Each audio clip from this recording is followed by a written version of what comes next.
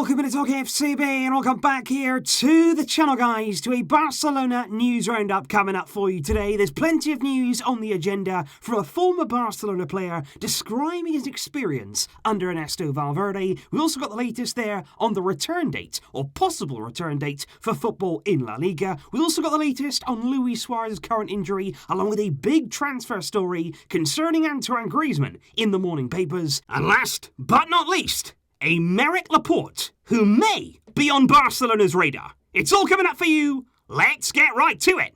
Come on. And if we do start first and foremost with that former Barcelona player, and that man there is none other than the Brazilian Malcom, who currently, of course, is at Zenit, the club of which we sold him to last summer. And this is a particular interview that I got so much interest in, because Malcom actually came out there just a few days ago to talk about experience at Barcelona, and basically there to explain to us all exactly what went wrong in his time at the club. And he said the following. He said, "I always like to follow Barcelona's progress. Even now," he said, "I've got huge admiration for the club." He said, "I think Messi, to be honest, covers some of the flaws and the problems at the club. He's a great person and I respect him so much. For me, he's the best player ever." Malcom then was pressed in that interview about his time at the club, maybe why he didn't play so often, why he didn't get too much game time under Ernesto Valverde. And he went on to say, he said, "Valverde, as a person, I don't have any problems whatsoever. But," he said, "he never gave me any explanations as to why I wasn't playing. I would be left out without reason,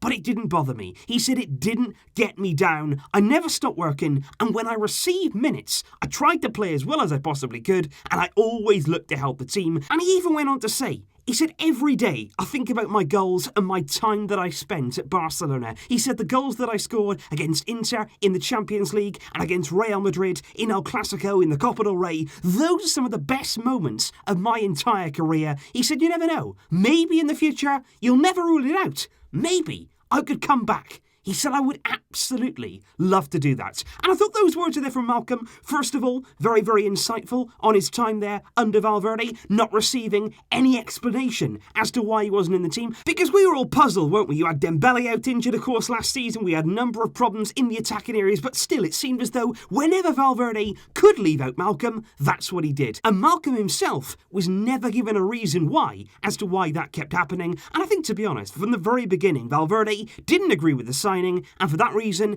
it was never going to work. But I think all of us, we love Malcom as a person, as a player there who went out on the field. Every time he went out there, he played with his heart on his sleeve. He played with passion. He played with pride at Barcelona. And let's not forget, like he said there about the goals against Inter and against Real, he scored some brilliant goals too. And I've got to say, I wish him all the very, very best in the rest of his career. I think certainly he's going to move away from Zenit in the very near future. I think he's destined, of course, to come back to the very top leagues in European football. And when he does that, wherever he goes, I'm absolutely sure he's going to be a success. And let's now move on to the first of those big transfer stories breaking in the sports papers in Barcelona. The first one here coming on the cover of Mundo Deportivo, and it's all about Aymeric Laporte. The big headline there, Laporte on the radar. And it basically goes on to say that Barcelona have registered a real interest in Manchester City's centre-back, who of course was brought in from Athletic Bilbao for 60 million euros. And he has had this season a bit of an injury-hit campaign, but at the same time, when fit, when on form, he's one of the best centre-backs in the world, and he's really become the ultimate defender under Pep Guardiola. And MDs say that because of that Champions League ban that Man City have from next season, it is going to be interesting to see whether Laporte will consider his future, and for that reason, Barca want him, and they do say his entourage have been made aware of that. What I would say, though, is if we are serious about our interest in Laporte, I think, look, at Barcelona, he would be a wonderful, wonderful signing and a huge step there to really improving our defensive options. But what I would say is, it will cost you. This will be a massive, massive transfer fee to get him out of Man City, and we've got to be serious. If you want to go down this road, you've got to forget some of the attacking options. You've got to forget some of the big names that we've been linked with this summer, who we're going to come on to later in this video. And that's the question right now of the Barcelona board. Do they really want to improve the defence that much? But if we do move on to the serious matter of when exactly football is going to return, with particular emphasis today on La Liga and what they're going to do with their upcoming deadline, because I think it's safe to say that La Liga was supposed to their return on April the 5th, but that I'm sorry guys, it is simply not going to happen. Spain right now certainly has a number of cases. Most of the cases are actually in Madrid and in Barcelona from the virus. And for that reason, with the country right now still, much of it in lockdown, it's not going to happen. We are not going to be seeing La Liga football at the beginning of April. And we're going to hear that announced officially in the coming days without question. Javier Tebas sat down there with an interview with Marca and he confirmed yesterday that La Liga already now, they're starting to look beyond April and actually they're into May. He spoke about a return potentially in the middle of May to complete the current season. That's what La Liga want to do. And I'm actually quite curious here, guys. What would you like to see happen? What sort of situation would you like to see with the return of football? Would you like to see an early return there as early as you possibly can within the safety there, of course, of the country, but that return would be behind closed doors, but with the fixtures there played at a usual distance apart? That would be the first option. Or option 2, option B there. Would you rather return later, but with fans inside the stadium, but also with fixtures much more regularly, every few days there to try and complete the season before June the 30th? So what would you rather? Come back earlier, without fans, play the games in a normal sort of way, or come back later, with fans in the stadium and with fixtures played every few days to get the games done?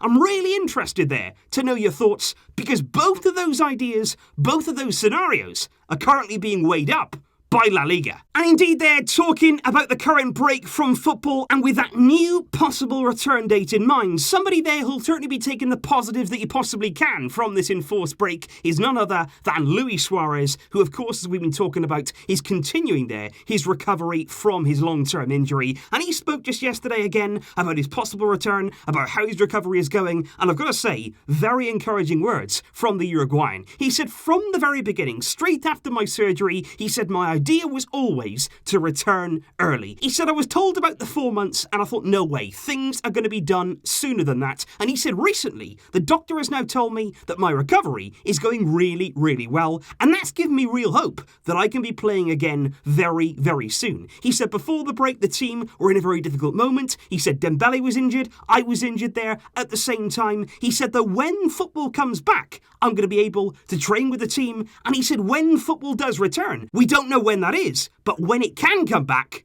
I am convinced I will be able to play. And Suarez there, very, very adamant that when football is coming back, when we finally get out on the pitch again, he's going to be fit and hopefully he's going to be ready. However, one forward maybe who's not feeling at his very best right now, and certainly before the break was certainly suffering from a lack of confidence, that is none other than Antoine Griezmann, and he actually celebrated on the 21st of March there, his birthday, his 29th birthday, and he actually shared the birthday there with none other than Jordi Alba, who turned 31 years old. And it is interesting, because it's another example there for me, who players, when you think of them, Antoine Griezmann, Jordi Alba, you think of players there who are in their prime. You think of players there who are quite youthful in their ways. Not players there who are nearing or beyond their 30s. But that's our squad. You look right the way through our squad, and that age, it creeps up on you. Griezmann 29, Jordi Alba 31.